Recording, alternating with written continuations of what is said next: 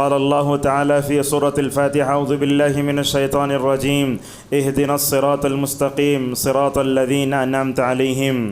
وقال تعالى في سورة النساء: ومن يطع الله والرسول فأولئك مع الذين أنعم الله عليهم من النبيين والصديقين والشهداء والصالحين وحسن أولئك رفيقا. معزز حاضرین، بزرگوں، نوجوان دوستوں اور پردہ خواتین اسلام، آج کے خطبہ جمعہ میں سماج کی اصلاح میں انبیاء کا منہج انشاءاللہ اس تعلق سے گفتگو کریں گے. اس خطبے میں جو چیزیں ہم بتانے جا رہے ہیں، اس موضوع کو چھیڑنے کی وجہ یہ ہے، آج ہمارے معاشرے میں اصلاح کا کام ہو رہا ہے، کرنے کی کوششیں الگ ہیں.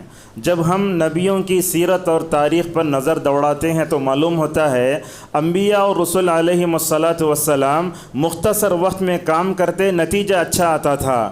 آج ہم دیکھتے ہیں کہ اصلاح کے لیے بے دریغ پیسہ بہایا جا رہا ہے. علماء کی کوششیں اپنی جگہ، مسجد کے ذمہ داروں کا غرور اپنی جگہ، یہ ساری چیزیں مل کر دیکھتے ہیں کہ اصلاح کے بعد وہ رزلٹ نہیں آ رہا جو انبیاء کو ملتا تھا. لہذا آج ہم آپ کے سامنے کتاب و سنت کی روشنی میں یہ بتائیں گے کہ انبیاء حضرت نوح علیہ السلام سے لے کر جناب محمد رسول اللہ صلی اللہ علیہ وسلم تک یہ لاکھوں انبیاء کا جو سلسلہ آیا، انہوں نے کیسے اپنے قوم میں رہ کر جو ہے اصلاح کا کام کیا، وہ کیا رہنما خطوط تھے جس پر چل کر انہوں نے کام کیا، اور ہمارے درمیان میں اصلاح کے نام پر جو کوششیں ہوتی ہیں اس میں جو غلطیاں ہوتی ہیں انشاءاللہ اس کی بھی وضاحت کریں گے. سب سے پہلے میں نے آپ کے سامنے سورہ فاتحہ کی آیت پڑھی، اس میں اللہ تبارک و تعالیٰ یہ دعا سکھاتا ہے: اہدنا الصراط المستقیم، اے اللہ ہمیں سیدھا راستہ دکھا. کن لوگوں کا راستہ؟ اس کی وضاحت سورہ نساء کی اس آیت میں آتی ہے: اے اللہ ہمیں نبیوں کا راستہ دکھا، سچے لوگوں کا راستہ دکھا، شہداء کا راستہ دکھا، نیک لوگوں کا راستہ دکھا. آخر میں کہا: وحسن اولئک رفیقا، یہ دنیا کی سب سے بہترین جماعت ہے. معزز حاضرین، صراط مستقیم کو پانے کے لیے ہم اپنی عقل کو لڑا نہیں سکتے. اگر آپ صراط مستقیم پر جانا چاہتے ہیں، جنت کے راستے پر جانا چاہتے ہیں، تو آپ کو نبیوں کے راستے پر چلنا پڑے گا، خصوصاً رسول اکرم صلی اللہ علیہ وسلم کے راستے پر چلنا پڑے گا. اللہ تبارک و تعالیٰ نے دنیا کو پیدا کیا، دنیا میں اللہ تبارک و تعالیٰ نبیوں کو بھیجتا رہا. جیسا کہ روایتوں میں آتا ہے کہ 1 لاکھ سے زیادہ انبیاء تشریف لائے. ایک بات بھی ہے، اللہ نے دنیا بنائی، دنیا کی اصلاح کا طریقہ سب سے بہتر وہی ہے جو آسمان سے آتا ہے. اصلاح کا سب سے بہتر طریقہ وہ ہے جو نبیوں نے بتایا. آپ دیکھیں، اگر کلاس میں جو ہے طالب علم ہوتا ہے، استاد کے بغیر سبجیکٹ پڑھ نہیں سکتا. اگر آپ کتاب رکھ کر سبجیکٹ کے بغیر استاد کو بھیجے نہیں ہو سکتا. اسی لیے تربیت میں ہم دیکھتے ہیں اللہ تعالیٰ نے کتنا کامیاب نسخہ اتارا. اللہ تعالیٰ نے کتابیں بھی اتاری، ساتھ میں نبیوں کو بھی بھیجا. تربیت ایسے ہی ہوتی ہے. اگر کتاب کو بھیج کر نبیوں کو نہ بھیجتا تو ایک رول ماڈل نہیں ہوتا لوگوں کے سامنے. اگر جو ہے کتابیں اتر جاتی تو کیا، جیسے ٹیچر کے بغیر ہم کتاب کو سمجھ نہیں سکتے، انبیاء کے بغیر ہم تربیت نہیں ہوتی. اسی لیے اللہ تبارک و تعالیٰ نے دونوں چیزیں ملا کر دیں. معزز حاضرین، ایک بات یہ بھی ہے، دنیا میں سب سے زیادہ ہدایت یافتہ اگر کوئی کتابیں تھیں تو وہ جو ہے یہ تھیں. جیسا کہ اللہ تعالیٰ توریت کے بارے میں، انجیل کے بارے میں، خصوصاً قرآن کے بارے میں فرماتا ہے: ھدی للناس، یہ لوگوں کے لیے ہدایت کا سامان ہے. بعض جگہ آگے فرمایا ہے ھدی للمتقین، یہ سب ہدایت کا سرچشمہ ہے.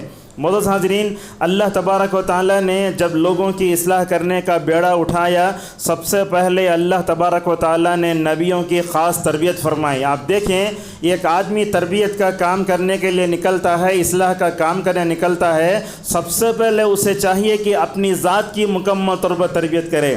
اسی لیے آپ دیکھیں، اللہ تعالیٰ نے انبیاء کے ایمان کو مضبوط فرمایا، ان کے ایمانی روحانی تربیت فرمائی. دیکھو، انبیاء کو اللہ تعالیٰ نے کفر سے، شرک سے اور سماجی برائیوں سے بھی مکمل طور پر دور رکھا. شیخ الاسلام ابن تیمیہ رحمۃ اللہ علیہ فرماتے ہیں، دیکھیے اللہ تعالیٰ نے نبیوں کو گناہ کبیرہ سے پاک رکھا۔ پورے نبیوں کی تاریخ پکڑ دیکھیے اب، آدم سے لے کر محمد صلی اللہ علیہ وسلم تک کسی ایک نبی سے بھی بڑا گناہ نہیں ہوا۔ چھوٹے چھوٹے گناہ ہوتے تھے مگر اللہ تعالیٰ وحی کی روشنی میں اس کی اصلاح فرماتا تھا۔ اور انبیاء علیہم السلام کی تربیت کیسے کی گئی؟ توحید کے ذریعے حالات کا مقابلہ کرنے کا سلیقہ بتایا۔ حالات سخت تھے، وحی کی نگرانی میں انبیاء علیہم السلام ماشاءاللہ اپنے اپنے سوسائٹی میں، سماج میں جو ہے کام کیا کرتے تھے۔ معزز حاضرین، آپ دیکھیں پورے قرآن کو کھنگال کر دیکھیں، اللہ تعالیٰ نے رسولوں کو، اپنے نبیوں کو، مقرب بندوں کو دنیا میں بھیجا توحید کی دعوت کو عام کرنے کے لیے۔ سورہ نحل کی اس آیت کو پڑھی، اللہ کیا فرماتا ہے؟ وَلَقَدْ بَعَثْنَا فِي كُلِّ أُمَّةٍ رَسُولًا أَنِ اعْبُدُوا اللَّهَ وَاجْتَنِبُوا الطَّاغُوتَ، ہم نے جو ہے مختلف مراحل میں نبیوں کو بھیجا، تم اللہ کی عبادت کرو، شرک سے بچو۔ کیا آپ بتا سکتے ہیں کوئی نبی دنیا میں آیا ہو توحید سے پہلے نماز کی دعوت دیا ہو؟ نہیں بتا سکتے آپ۔ اگر کوئی نبی آیا ہو جس نے سماجی برائیوں کو دور کیا ہو؟ نہیں، سب سے پہلے یہ توحید جو ہے مکمل طور پر سلامتی والی ہونی چاہیے۔ اور ایک جگہ نبیوں کی بعثت کا مقصد بیان کرتے ہوئے کہتا ہے رسلا مبشرین و منذرین، ہم نے جتنے رسولوں کو بھیجا یا تو ان کو بشیر بنایا یا تو ان کو نذیر بنایا۔ بشیر بنانے کا مطلب کیا ہے؟ عمل صالح پر ابھارنا، جنت کی خوشخبری دینا۔ نذیر کا مطلب ہوتا ہے ان کو جہنم سے بچانا، اللہ کی نافرمانی سے بچانا، رسول اللہ کی نافرمانی سے بچانا اور برے انجام سے بچانا۔ ہر نبی نے یہی کام کیا۔ اللہ تعالیٰ نبی سے خود فرماتا ہے یا ایھا النبی انا ارسلناک شاہدا ومبشرا ونذیرا، اے اللہ کے نبی ہم نے بھی آپ کو گواہی دینے والا، جنت کی خوشخبری دینے والا، جہنم سے ڈرانے والا بچایا ہے۔ معزز حاضرین، آپ دیکھیں انبیاء علیہم السلام کا سلسلہ آیا، ہر نبی نے اپنی اپنی قوم میں رہ کر عمدہ انداز میں مکمل طور پر نبھائی، ہر کام وحی کی روشنی میں ہوتا تھا۔ اور آپ دیکھیں انبیاء اصلاح کا جو کام کیے، ماحول کے بدلتے ساتھ الحمدللہ انہوں نے اپنی دعوت کو بھی بدلا۔ آج کیا ہوتا ہے، سعودی عرب کے علماء کے فتاویٰ ہوتے ہیں، ان فتووں کو لا کر لوگ کیا کرتے ہیں، ہندوستانی ماحول میں یا دوسرے ماحول میں فٹ کرنے کی کوشش کرتے ہیں۔ اور شیخ کیا کرتے، ان جو پوچھنے والا پوچھتا اس کے سوال کو رکھ کر جواب دیتے۔ لہذا اس طریقے سے معلوم ہوتا ہے کہ اصلاح کا کام بھی ہر طریقے سے بدلتا ہے۔ بنگلور میں جو طریقہ ہے وہی طریقہ حیدرآباد میں ہونا یہ کوئی ضروری نہیں ہے۔ حیدرآباد میں اصلاح کا جو طریقہ ہے وہ مدراس میں ہونا ضروری نہیں ہے۔ لوگوں کے مزاج الگ ہوتے ہیں، لوگوں کے جو ہے سننے کا جو ہے الگ الگ انداز ہوتا ہے۔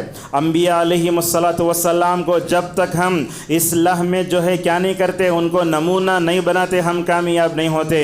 اللہ تعالیٰ نے خود سورۃ الانعام میں دیکھو 18 نبیوں کا تذکرہ کرنے کے بعد کہا اولئک الذین ھدی اللہ فبہداہ مقتدی، اے اللہ کے نبی آپ سے پہلے انبیاء اور رسول کا سلسلہ بہت لمبا چلا، اگر آپ جو ہے اصلاحی کام میں اگر کامیابی چاہتے ہیں، ان ہدایت کے روشن ستاروں کے نقش قدم پر چلی، آپ کو بھی کامیابی ملے گی۔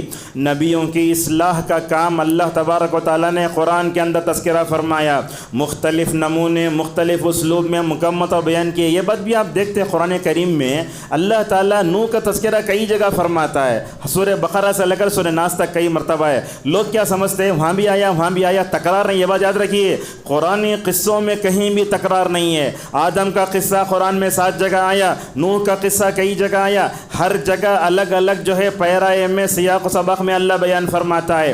اور خصوصاً آپ دیکھیں معاشرے کی اصلاح کے تعلق سے سب سے زیادہ اصول مکی صورتوں میں دیے گئے ہیں۔ کیوں؟ اس لیے کہ عقیدہ توحید سب سے پہلے اس کی اینٹ ہے۔ اگر عقیدے کی درستگی ہو گئی تو سارا معاشرہ سلامتی والے بن جاتا ہے۔ میں آپ کے سامنے ان صورتوں کے نام پیش کرنا چاہتا ہوں جن صورتوں میں اللہ تبارک و تعالیٰ نے نبیوں کی اصلاح کے نمونے پیش فرمائے۔ سب سے پہلے آپ دیکھیں سورۃ الاعراف مکی صورت ہے، اس میں اللہ تعالیٰ نوح کا قصہ بتاتا، اس کے بعد ہود کا، صالح کا، شعیب کا، حضرت موسیٰ کا، ان تمام کا تذکرہ کر کے اللہ تبارک و تعالیٰ بتاتا ہے۔ اس طریقے سے سورہ ہود میں دیکھیں گے آپ اللہ تعالیٰ ترتیب سے بیان کرتا ہے۔ سب سے پہلے نوح کا قصہ، وہاں اللہ فرماتا ہے اللہ کے نبی آپ کو کیا معلوم ہے، تم بھی تمہاری قوم بھی نوح کو نہیں جانتے تھے، اپنی قوم کے سامنے نوح کا قصہ پیش کرو۔ کبھی اس کے بعد ہود کا قصہ آتا، صالح کا آتا، لوط کا آتا، شعیب کا آتا، اور آخر میں اللہ ایک ہی بات فرماتا ہے اللہ کے نبی یاد رکھو ان قصوں کو ہم نے ناول کی شکل میں آپ کے سامنے پیش نہیں کیا، بلکہ کیا ہے مطلب فاستقم کما امرت، جیسے انبیاء علیہم الصلاۃ والسلام استقامت کے پیکر مجسم تھے، توحید پر جم جاؤ۔ کبھی کبھی ہندوستانی ماحول میں دیکھ کر بھی کبھی کبھی ہمارا دل بھی گھبرانے لگتا ہے، کیا دن بدن حالات بگڑتے جا رہے ہیں، مسلمان پریشان ہو رہے ہیں۔ نہیں، یاد رکھو ہندوستان میں جیتے ہوئے اگر جینے کا حوصلہ سیکھنا چاہتے تو مکی صورتوں کو پڑھو، مکی صورتوں کو پڑھنے سے جینے کا حوصلہ ملتا ہے، دین پر ثبات قدمی حاصل ہوتی ہے۔ اللہ فرماتا ہے سورہ ہود کے آخر میں وَكُلًّا نَقُصُّ عَلَيْكَ مِنْ أَنْبَاءِ الرُّسُلِ مَا نُثَبِّتُ مِنْ رُسُلِ مَا نُثَبِّتُ فِؤَادَكَ، اے اللہ کے نبی ہم آپ کے سامنے قصے پڑھ کر سنانے، آپ کے دل کو مضبوط کرنا ہے۔ اور انبیاء کی اصلاح کے نمونے دیکھنا چاہتے ہیں تو سورہ شعراء کو پڑھو۔ اب لوگوں کے سامنے سورت کے نام بولتے بھی لوگ اوپر نیچے دیکھتے ہیں، اس لیے کہ ان کو یاسین رحمان کے علاوہ کچھ بھی نہیں معلوم ہوتا۔ یہ تقریباً 19ویں پارے میں ہے سورہ شعراء۔ اللہ تبارک و تعالیٰ اس سورت میں دیکھیے نبیوں کے دعوتی اور اصلاحی نمونے پیش کرنے سے پہلے رسول اکرم صلی اللہ علیہ وسلم کی دعوت کا نمونہ پیش کرتا ہے۔ آپ کیسے تھے؟ سورت کے شروع میں کہہ دیا لعلک باقع نفسک الا یکونوا مؤمنین، اللہ کے نبی آپ کے اندر تو دعوتی جذبہ اتنا کوٹ کوٹ کر بھرا ہوا ہے، ایسے معلوم ہوتا ہے کہ جس قوم کے پاس آپ بھیجے گئے ہیں اگر وہ ہدایت نہیں لائیں گے تو آپ اپنے آپ کو ہلاک کر لیں گے۔ یہ نبی کریم صلی اللہ علیہ وسلم کے دعوتی جذبے کو ذکر کرنے کے بعد اللہ نے حضرت موسیٰ کا، دیکھو ترتیب سے آیا، نوح کا تذکرہ، ہود کا، صالح کا، لوط کا، شعیب کا، اور اس کے بعد نبی کریم صلی اللہ علیہ وسلم کا تذکرہ فرمایا۔ معزز حاضرین، بہت لمبی گفتگو ہے، اصلاح کا کام بھی بہت لمبا ہے، 35 منٹ میں آپ کے سامنے سمیٹ نہیں سکتا، لیکن ایک بات بھی ہے، انبیاء علیہم الصلاۃ والسلام جو اصلاح کا کام کرنے کے لیے اٹھے انہوں نے سماجی برائیوں کو چھیڑا نہیں، بلکہ سب سے پہلے جس چیز کی طرف دعوت دی وہ عقیدہ توحید ہے۔ قرآن کریم کھنگالیے اللہ تعالیٰ کتنی جگہ فرماتا ہے، اللہ تعالیٰ سورہ اعراف میں نبیوں کے اصلاحی نمونے پیش کرتے ہوئے کہا ہر نبی نے اپنی قوم کو سب سے پہلے سبق پڑھایا ما لکم من الہ غیرہ۔ ابراہیم کو دیکھو کیا کہتے ہیں ان اعبدوا اللہ واتقوا، عیسیٰ علیہ السلام کو دیکھو جو اللہ کے نبی سے پہلے آئے کہنے لگے ان اللہ ربی وربکم فاعبدوہ ھذا صراط مستقیم، بے شک اللہ ہی میرا رب ہے تمہارا رب ہے، تم اس کی عبادت کرو اور یہی سیدھا راستہ ہے۔ علامہ ابن تیمیہ رحمۃ اللہ علیہ کہتے ہیں فإن الرسل جميعهم امروا بالتوحید وامروا به، دیکھو کیسا ہے، یہ توحید کی طرف بلانے والے جو ہے ماشاءاللہ سلفی علماء تھے جنہوں نے جو ہے نبیوں کی دعوتی جو ہے نمونوں پر غور فرمایا۔ یہ جملہ دیکھو ماشاءاللہ علامہ ابن تیمیہ کا انبیاء کے دعوتی مشن کو ماشاءاللہ ایک جملے میں سمیٹ لیا۔ کیا کہتے ہیں ابن تیمیہ رحمہ اللہ تعالیٰ نے رسولوں کو بھیجا، اللہ تعالیٰ نے رسولوں کو بھیجا تو ان کو توحید کا حکم دیا گیا اور انہوں نے بھی اپنی قوم کے سامنے سب سے پہلے عقیدہ توحید کا سبق پڑھایا۔ اگر اس کو جاننا چاہتے ہیں تو سورہ انبیاء کی آیت نمبر 25 میں دیکھیں اللہ کیا فرماتا ہے وَمَا أَرْسَلْنَا مِن قَبْلِكَ مِن رَسُولٍ إِلَّا نُوحِي إِلَيْهِ أَنَّهُ لَا إِلَهَ إِلَّا أَنَا فَاعْبُدُونِ، اے اللہ کے نبی ہم نے آپ سے پہلے جتنے نبیوں کو بھیجا ان تمام کی طرف ہم نے وحی کی۔ اللہ تعالیٰ نبی کو بھیجتا اور جبرائیل وحی لے کر آتے، اس وحی میں سب سے پہلا پیغام یہ ہوتا اے اللہ کے نبی اور تمام نبی تمام لوگوں کو بتا دو اللہ تعالیٰ ایک ہے۔ سورہ زخرف کی آیت نمبر 45 میں اللہ فرماتا ہے اے اللہ کے نبی صلی اللہ علیہ وسلم آپ سے پہلے بھی آپ بھی تمام نبیوں نے لوگوں کو الرحمن سے جوڑا، اگر الرحمن کے علاوہ دوسرا کوئی ہوتا اس کی عبادت کی جاتی۔ آپ ایک بات نوٹ کریں، اللہ تعالیٰ نے سورہ آل عمران میں حضرت عیسیٰ علیہ السلام کا تذکرہ فرمایا، وہاں اللہ تعالیٰ فرماتا ہے دیکھو کسی بھی انسان کے لیے درست نہیں کہ لوگوں کو اپنی ذات سے جوڑے۔ حضرت عیسیٰ علیہ السلام بھی لوگ جو ہے اللہ سے جوڑے، اپنی ذات سے نہیں جوڑے، بلکہ یہ بات یاد رکھو کسی بھی نبی نے اپنی قوم کو اپنی ذات سے نہیں جوڑا۔ آج کل کے پیرا مرشدہ کیا کرتے بولتے مجھے سجدہ کرو تمہیں، میں کیا بولتا وہ سنو تمہیں بولتے. یہ آج کل کے پیر و مرشد جو ہے خدا سے کم نہیں ہے. یہ ساری چیز ہم دیکھتے ہیں. ہر نبی نے کیا کیا؟ اپنی قوم کو اللہ سے جوڑا. اور ایک بات بھی ہے، جو ربانی علماء ہوتے ہیں وہ عوام کو اپنی ذات سے نہیں جوڑتے. میں خطبہ دے رہا ہوں، آپ میری بات مت سنو، کتاب و سنت کی بات سنو. ربانی علماء کی پہچان یہ ہوتی ہے کہ وہ دنیا کو شخصیت پرستی نہیں سکھاتے، بلکہ رب سے جوڑتے ہیں، حق سے جوڑتے ہیں، حق پرست بناتے ہیں اور توحید کی تعلیم دیتے ہیں. آپ نے ایک نام سنا ہوگا سلفی علماء میں علامہ البانی رحمہ اللہ کا. ماشاءاللہ بہت بڑے عالم دین تھے، بلکہ یہ ایسی عالم دین ہیں، علماء تو کہتے ہیں کہ ان کے علم سے جو ہے دنیا بے نیاز ہی نہیں ہو سکتی. اتنے بڑے عالم دین. ان کے بارے میں خود ان کے شاگرد کہتے ہیں، سلیم ہلالی حفظہ اللہ، شیخ البانی ربانی عالم دین تھے. انہوں نے ہم لوگوں کو اپنی ذات سے نہیں جوڑا، بلکہ تمام شاگردوں کو ماشاءاللہ جو ہے حق سے جوڑا. ربانی علماء کیا کرتے ہیں؟ ممبر پر کھڑے ہو کر پوری قوم کو اللہ سے جوڑتے ہیں، پوری قوم کو اللہ کے رسول صلی اللہ علیہ وسلم سے جوڑتے ہیں. دیکھو جب بھی جو ہے قوم میں غلو ہوتا، تصویریں آتی ہیں، کیا ہوتی؟ اللہ کی تعظیم ختم ہو جاتی. نوح علیہ السلام کو دیکھو، اللہ اکبر، فَلَبِثَ فِيهِمْ أَلْفَ سَنَةٍ إِلَّا 50 عاما. 1 سال 2 سال نہیں. ہم کیا کرتے؟ یہ خطبہ دیے تو عصر کی نماز میں پوری پبلک سدھرنا بولتے، نہیں ہوتا وہ. نوح علیہ السلام کو دیکھو، 950 سال تک اپنی قوم میں ٹھہرے رہے. بولے دیکھو 950 سال تک ٹھہرے. ایک جملہ آخر میں کہا، ما لکم لا ترجون للہ وقارا. اے لوگو، کیوں تمہارے اندر اللہ کی تعظیم نہیں آتی؟ تو اس سے معلوم ہوتا ہے انبیاء علیہم الصلاۃ والسلام اصلاح کا بیڑا اٹھاتے، سب سے پہلے عقیدہ توحید کی طرف بلاتے. یہ بات یاد رکھیں، جس معاشرے میں عقیدے کی سلامتی ہے وہ معاشرہ نجات پا جاتا ہے. جس معاشرے میں عقیدہ نہیں ہوتا، عقیدے کی جگہ کفر، شرک، بدعت و خرافات آتے ہیں، ایسا معاشرہ اللہ کی رحمت سے محروم ہو کر تباہی کے دناہے پہنچ جاتا ہے. اسی لیے اللہ تعالیٰ حضرت ابراہیم کی دعوت کا جہاں تذکرہ فرماتا، سورہ نام میں وہیں کہتا ہے، الذین آمنوا ولم یلبسوا ایمانہم بظلم اولئک لہم الامن وہم مہتدون. اللہ فرماتا ہے جو لوگ ایمان لائے، دیکھو ایمان لانے کے بعد اپنے دامن کو شرک سے گدلا نہیں کیا، گناہ نہیں کیا، نہ بڑے نہ گناہ نہ چھوٹے گناہ، اللہ تعالیٰ ایسے لوگوں کو دنیا میں سلامتی دیتا ہے اور آخرت میں ہدایت دے گا. اس آیت کی تفسیر میں شیخ الاسلام ابن تیمیہ رحمۃ اللہ علیہ فرماتے ہیں، جس قدر آدمی ظلم سے، گناہوں سے دور ہوگا اس کی زندگی امن و سلامتی سے بھرے گی. جو آدمی جس قدر ظلم میں، گناہ میں مرے گا، وہ جو ہے دنیا میں امن و سلامتی اور ہدایت سے محروم ہو جائے گا. اللہ اکبر. اللہ جزائے خیر دے انبیاء علیہم الصلوۃ والسلام کو اپنی قوم میں دیکھو عقیدہ توحید پیش کرنے کے لیے کتنی دشمنیاں مول لیں.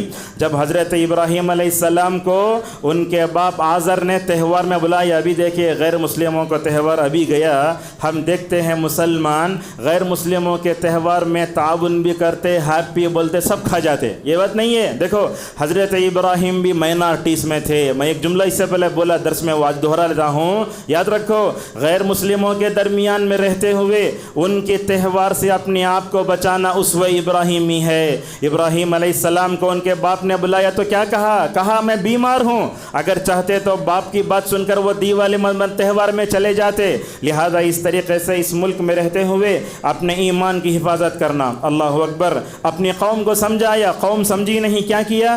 آخر میں ساری قوم ان کی دشمن ہو گئی. اور جب جو ہے ننگا بنا کر اٹھا کر آگ میں ڈالا گیا، ابراہیم کا عقیدہ توحید کیسا ہے دیکھو، حسبنا اللہ و نعم الوکیل کہہ کر آگ میں کود پڑے. اور دیکھو جب آدمی عقیدہ توحید میں پرفیکٹ ہو جاتا نا، ساری دنیا اس کی تائید میں کھڑے ہو جاتی ہے. اللہ تعالیٰ نے آگ سے کہا، اے آگ تو ابراہیم پر سلامتی اور ٹھنڈی والی بن جا. بلکہ روایتوں میں آتا ہے ساری کائنات کے چرند پرند حیوانات اس آگ کو بجھانے لگے. آج بھی ہم اللہ تعالیٰ سے مدد کا مطالبہ کرتے ہیں، بولتے ہیں غزہ میں حالت ایسے ہیں، فلاں ہیں، مگر ذرا اپنی زندگی کو ٹٹول کر دیکھو، عقیدے میں کھڑے ہیں یا کھوٹے ہیں. اسی طریقے سے موسیٰ علیہ السلام کو دیکھو، خدائی کا دعویٰ کرنے والے فرعون کے سے نمٹنا تھا. الحمدللہ آپ دیکھو فرعون دبانے کی کوشش کرتا، مگر موسیٰ علیہ السلام اللہ تعالیٰ سے دعا کر کے، اللہ کا ذکر کر کے نکلتے، اور اللہ تعالیٰ کی معیت خاصہ ایسے رہی حضرت موسیٰ اور ہارون کے ساتھ. اللہ فرماتا ہے جاؤ میں تمہارے ساتھ ہوں، میں دیکھ رہا ہوں، اور جو کچھ تم کہہ رہے ہو وہ بھی سن رہا ہوں.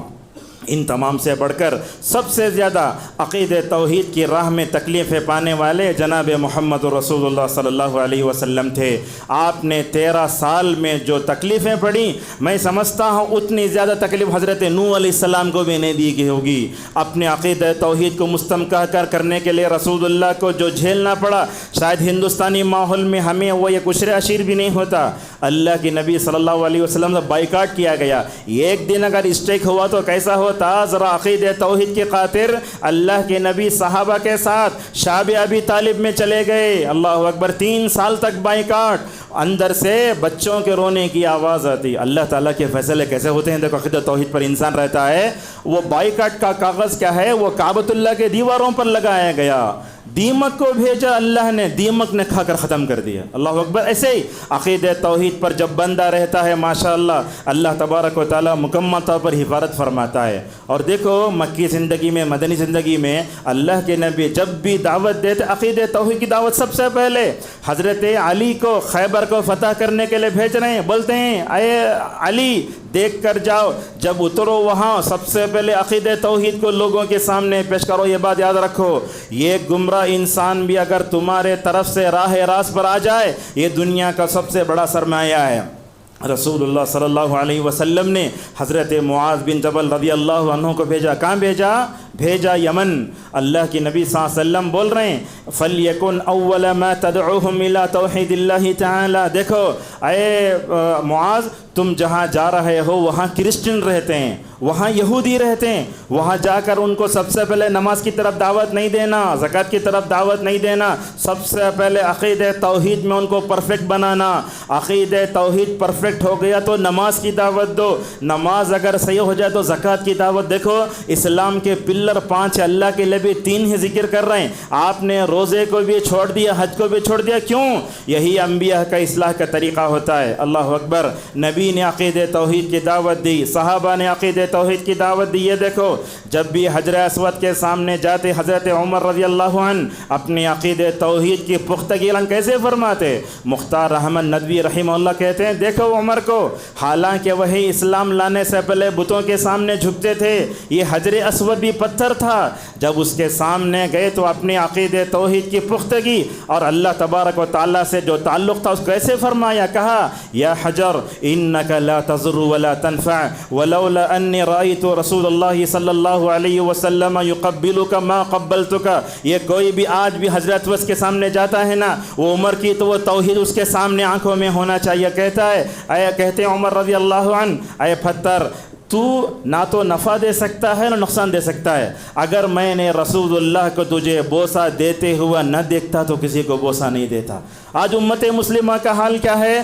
درگاہوں کے آستانوں کے نعوذ باللہ جو لے جا کر چوم رہے ہیں، درگاہوں کے پاس جو سڑا پانی رہتا ہے اس میں جا کر شفا پا رہے ہیں، نعوذ باللہ۔ جنت کا دروازہ ہے اجمیر میں، بولتے ہیں جنت کا وہ دروازہ ہے، وہاں جو چلا جاتا ہے وہ جنت کا دروازہ۔ میں تو بولتا ہوں اگر کوئی اجمیر میں وہ جنت کے دروازے کے قریب گیا، حقیقی جنت کے دروازے سے محروم ہو جائے گا۔ اسی طریقے سے ہم دیکھتے ہیں انہی انبیاء کے نقش قدم پر چلنے والے ایک نام آتا ہے شیخ الاسلام مجدد الانام محمد ابن عبد الوہاب رحمہ اللہ کا۔ آج سعودی عرب میں جو بھی توحید ہے، جو بھی شریعت پر چلنے کی برکت ہے، وہ انہی کی کوشش تھی۔ ان کا کارنامہ کیا تھا؟ انہوں نے سب سے پہلے لوگوں کو نماز کی طرف نہیں بلایا، سماجی برائیوں کی طرف نہیں بلایا، سب سے پہلے عقید توحید کا جام ان کو پلایا۔ اللہ اکبر۔ ان کے کارناموں میں سب سے بڑا کارنامہ یہ تھا کہ انہوں نے بادشاہوں کو توحید پرست بنایا۔ اگر بادشاہ صحیح، مسجد کا ذمہ دار صحیح، ساری پبلک صحیح ہو جاتی ہے۔ آج سعودی عرب میں جو بھی ہے دعوتی کوششوں کا ثمرہ ہے وہ دیکھتے ہیں کیسے سنبھالا۔ دیکھو لوگوں کو بولتے ہیں کتاب التوحید، کتاب التوحید ایک نام سنے ہوں گے آپ، وہ کتاب تو ماشاءاللہ کیا نیک نیتی سے لکھے ہوں گے۔ محمد ابن عبد الوہاب رحمہ اللہ اصل میں بصرہ گئے تھے، ایک آدمی آ کر پوچھا شیخ عقیدہ توحید کیا ہے؟ اگر چاہتے تو انڈیویجول انفرادی طور پر جواب دے کے خاموش رہ سکتے تھے، اللہ ان کی خبر کو نور سے بھر دے۔ کیا کیا؟ کتاب التوحید لکھ کر قیامت تک آنے والے مسلمانوں پر احسان فرمایا۔ یہی وہ کتاب التوحید انقلابی کتاب۔ عرب کے علماء بولتے اس کتاب کو اللہ تبارک و تعالیٰ نے اتنی مقبولیت دی، یہ اتنی مبارک کتاب ہے، اس کتاب نے کئی لوگوں کی زندگیاں بدلی، اس کتاب کو پڑھ کر کئی لوگ شرک سے توبہ کیے۔ اسے ملک ہندوستان میں کتاب لکھی تقویۃ الایمان، اللہ اکبر، اسماعیل شہید رحمہ اللہ کی یہ کتاب تو ایسی ہے، اہل حدیث ہی نہیں، توحید سے محبت کرنے والا ہر ایک شخص وہ کتاب پڑھتا ہے۔ علماء تو بتاتے کتاب التوحید کے بارے میں، جب بھی پڑھتا ہوں میری ایمان میں اضافہ ہو جاتا ہے، جب بھی میں پڑھتا ہوں مجھے ایمانی حرارت ملتی ہے۔ بڑی مبارک کتاب تھی وہ، اور یہ بات بھی یاد رکھو، انبیاء علیہم السلام نے جو عقیدہ توحید کی طرف دعوت دی نا، سب سے پہلے انہوں نے یہ جان لیا کہ عقیدہ توحید کیا ہے۔ آج کل ہم دیکھتے ہیں عقیدہ توحید کی طرف دعوت دینے والوں میں علم ہی نہیں ہے۔ اب اتنے لوگ بیٹھے ہیں، اگر آپ کسی سے پوچھ لو علماء کے علاوہ لا الہ الا اللہ کی شرطیں کیا ہیں نہیں معلوم، بلکہ یہ موجودہ صورتحال یہ ہے لا الہ الا اللہ محمد رسول اللہ کا ترجمہ کرنے بھی نہیں آتا۔ ہمارے مساجد میں لکھا رہتا ہے کلمہ اللہ کے علاوہ کوئی معبود نہیں، یہ غلط ترجمہ ہے۔ ترجمہ ایسے کرنا اللہ کے علاوہ کوئی سچا معبود نہیں، حالانکہ معبود بہت ہے دنیا میں نا، لہذا ترجمہ بھی جب صحیح نہیں آتا تو ہم شرطیں کیا جانیں گے۔ لہذا ہماری عقیدہ توحید کی دعوت بھی بصیرت کے ساتھ ہونا، علم کے ساتھ ہونا۔ اللہ تو فرماتا ہے فَاعْلَمْ أَنَّهُ لَا إِلَٰهَ إِلَّا اللَّهُ، اور یوسف علیہ السلام دیکھو مصر میں جیل میں گئے، جیل میں گا کر رونا دھونا نہیں کیا، بلکہ کیا کہا ماشاءاللہ، وہاں بھی عقیدہ توحید کی طرف دعوت دی۔ جب حضرت یوسف علیہ السلام نے عقیدہ توحید کی دعوت دی تو وہاں اللہ فرماتا ہے قُلْ هَٰذِهِ سَبِيلِي أَدْعُو إِلَى اللَّهِ عَلَىٰ بَصِيرَةٍ أَنَا وَمَنِ اتَّبَعَنِي۔ ایک بات بطور تحدیث نعمت کے طور پر شکر کے طور پر بول دیتا ہوں، مسجدیں تو بہت ہوتی ہیں مگر یاد رکھیں سلفی مسجدیں، اہل حدیث مسجدیں یہ دنیا کی بہت بڑی نعمت ہوتی ہیں۔ اگر یہ سلفی علماء سلفی دعوت نہ ہوتی تو توحید مٹ جاتی۔ اگر یہ سلفی مسجدیں سلفی علماء نہ ہوتے تو ہوتا کیا، بدعت ختم، بدعت نعوذ باللہ آ جاتی۔ لہٰذا یہاں ہمیشہ لوگوں کو توحید اور اتباع کی جو ہے بات کی جاتی ہے، شرک سے، کفر سے، بدعت و خرافات سے مکمل طور پاکی ہوتی ہے۔ لیکن آج کل دیکھتے ہیں ہم اہل حدیثوں میں بھی آج عقیدہ توحید کمزور ہوتی جا رہی ہے۔ ہمارے باپ دادا سلفی تھے، ہم بھی سلفی ہو جا رہے ہیں، نہیں، عقیدہ توحید کا علم حاصل کرو، جیسا کہ اللہ فرماتا ہے فَاعْلَمْ أَنَّهُ لَا إِلَٰهَ إِلَّا اللَّهُ۔ انبیاء علیہم السلام نے کیسے کام کیا دیکھو، انبیاء علیہم السلام نے انفرادی کوششیں کی۔ عقیدہ توحید کے بارے میں یہ خطبہ دوں، آپ لوگ توحید پرست ہو جائیں ضروری نہیں ہے، یہ بات یاد رکھو۔ انفرادی کوشش کرنا، اجتماعی کوشش کرنا، سری کرنا، جہری کرنا۔ اللہ کے نبی کو دیکھو مکے میں تھے، 10 سال تک چھپ کر کام کرتے رہے، یہ کیا تھا، حکمت کا تقاضا یہ تھے۔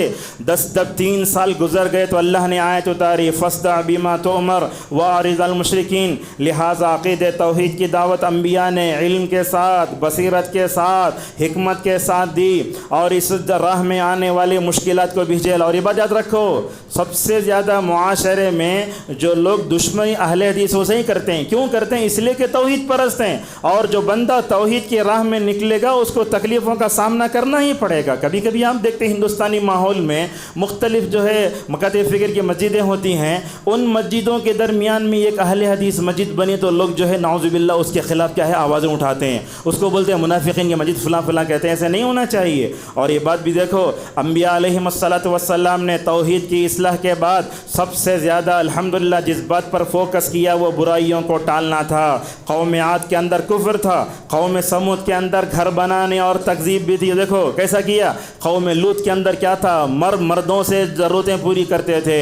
اللہ تو فرماتا ہے اے لوط کی قوم، لوط علیہ السلام کہتے ہیں سب سے پہلے دنیا میں مرد ضرورتیں پوری کرتے تمہارے اندر آیا ہے۔ قوم شعیب کے اندر کیا تھا، ناپ تول میں کمی کرتے تھے۔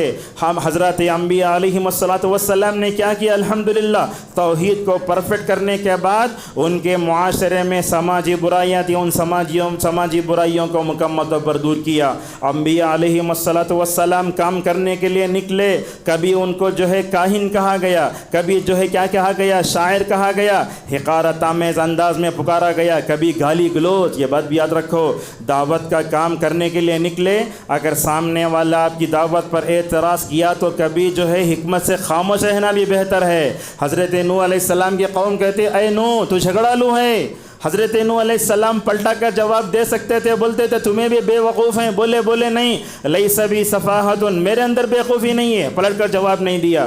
لہٰذا ہر نبی کے اندر تڑپ تھی، یہ کیا فکر تھی، اور الحمدللہ وہ پوری قوم کو مکمل طور پر نار جہنم سے بچانا چاہتے تھے۔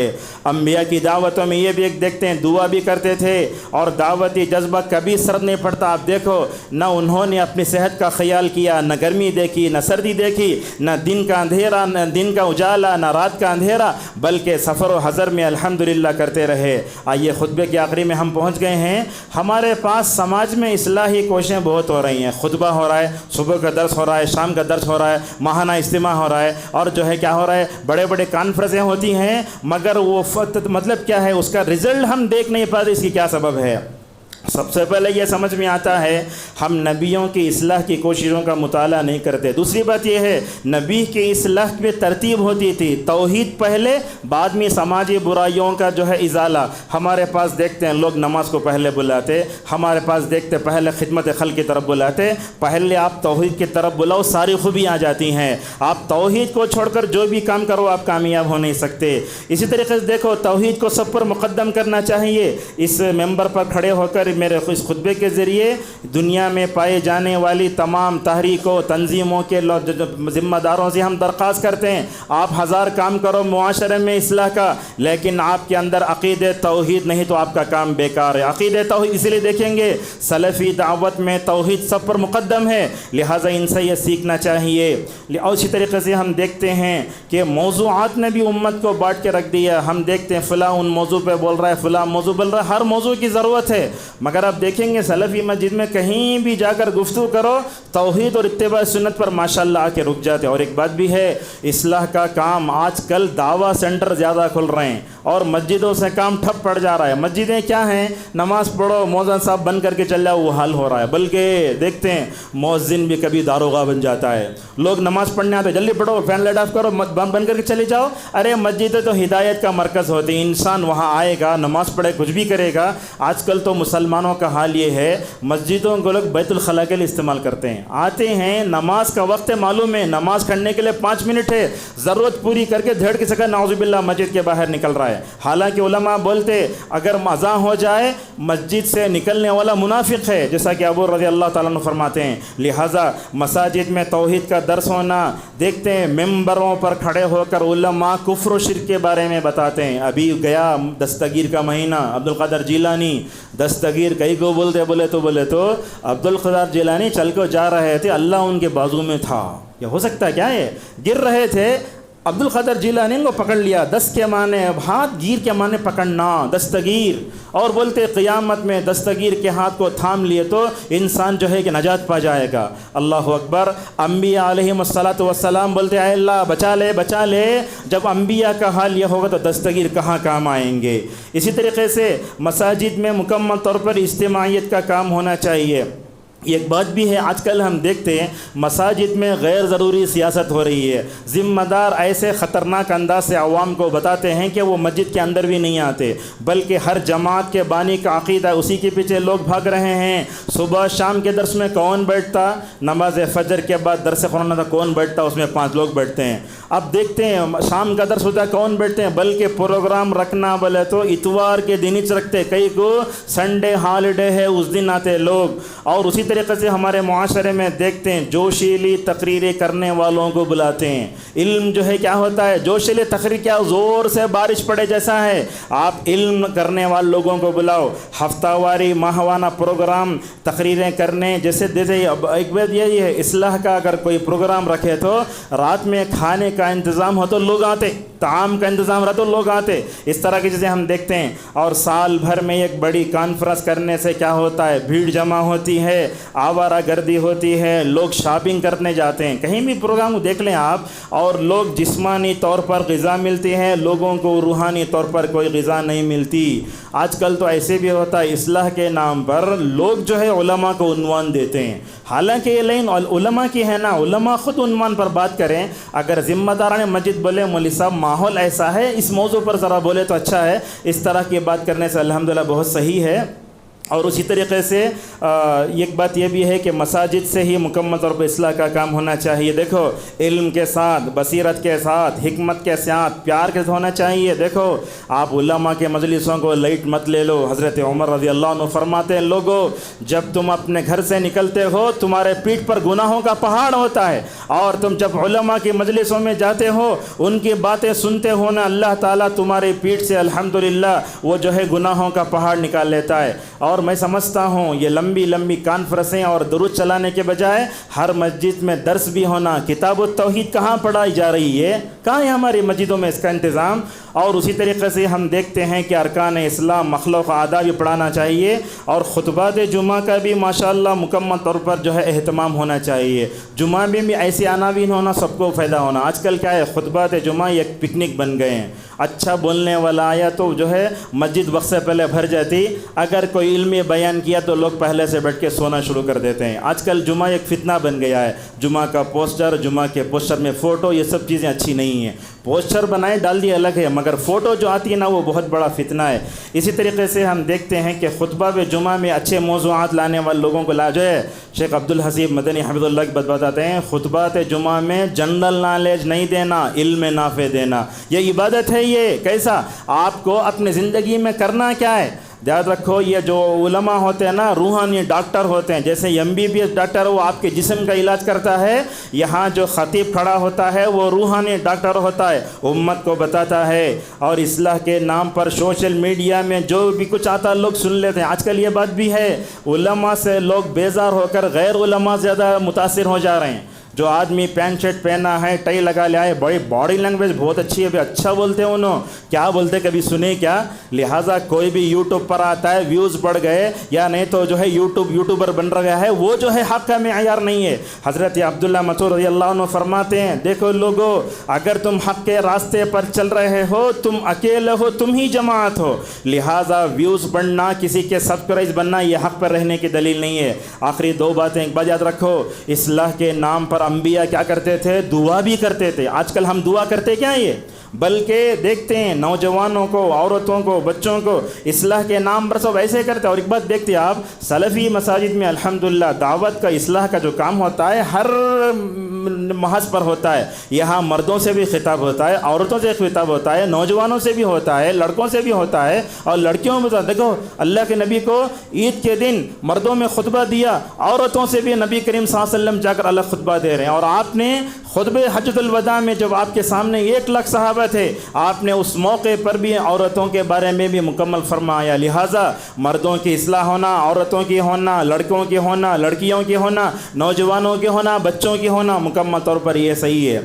لہٰذا نوح علیہ السلام کو ہم دیکھتے کیا دعا کرتے، دیکھو رب اغفر لی ولوالدی ولمن دخل بیتی مؤمنا والمؤمن والمؤمنات، اے اللہ تو مجھے بخش دے، میرے والدین کو بخش دے. علامہ قرطبی کہتے ہیں کہ نوح کے والدین مومن تھے، اسی لیے انہوں نے اپنے والدین کے لیے مغفرت کی دعا کی اور کہا اے اللہ جو بھی جو ہے اسلام لایا قیامت تک تمام جتنے مومن مرد عورتیں ہوں گی الحمدللہ ان کی مغفرت فرما دے. اور آخر میں کڑوی بات لوگوں کو بری بھی لگے، رمضان آ رہا ہے اور رمضان کے ایسے موقع پر امت میں دیکھتے ہیں درس دینے کے لیے علماء کو لایا جاتا ہے. چنتے کیسے؟ اچھے انداز سے. اور آج کل دیکھتے ہیں یہ علماء کو بھی IPL جیسے IPL جیسے معاملہ ہو گیا. جو عالم جو ہے 3.5 لاکھ پہلے سے بول دیتا ہے ویسے لوگوں کو لا کے رکھتے ہیں. اور ایک بات یہ بھی ہے باہر سے آنے والوں کی بڑی عزت کرتے لوگ، مقامی علماء کو لوگ نظر انداز کرتے ہیں. یہ بات غلط ہے نا یہ. لہٰذا تمام علماء کی قدر کریں. اصلاح جو ہے اصلاح معاشرہ کے نام پر پہلی بات تو یہ ہے کہ ہم نبیوں کے قصوں کو بار بار پڑھیں. انبیاء علیہم الصلاۃ والسلام نے عقید توحید کی طرف دعوت دی، بعد بھی سماجی برائی ترک فرمایا. لہذا ہم سب سے پہلے عقید توحید کی طرف دعوت دیں. اگر عقید توحید کی طرف دعوت دیں گے اللہ ہماری حفاظت کرے گا، ہماری نسلوں کی حفاظت بھی کرے گا. اور ہم جب بھی دعوت کا کام کرتے انبیاء کے منہج کو دیکھو، نبی کے مبارک طریق کو دیکھو. اس اسلاف نے ماشاءاللہ جو اصلاح کا کام کیا، اگر ہم ان مبارک نمونوں کو رکھ کر چلیں گے اللہ تعالیٰ مختصر وقت میں زیادہ فائدہ دے گا. اگر ہم ان کو ٹھکرا کر اپنے جو ہے وضع کردہ جو ہے نظام کے مطابق چلیں گے تو اتنا فائدہ نہیں ہوگا۔ اللہ تبارک و تعالیٰ سے ہماری دعا ہے اللہ تعالیٰ ہم سب کو انبیاء علیہم الصلاۃ والسلام کے جو اصلاح کے طریقے تھے اللہ تعالیٰ ان مبارک طریقوں پر ہمیں چلائے، ان مبارک نمونوں کے مطابق اللہ تعالیٰ ہمیں کوشش کرنے توفیق عطا فرمائے۔ اللہ توحید پر ہمیں باقی رکھے، سنت پر باقی رکھے۔ اللہ تعالیٰ ہم کو سلفی دعوت کے مطابق عقیدہ توحید کا کام حکمت کے ساتھ محبت سے کرنے کی توفیق عطا فرمائے۔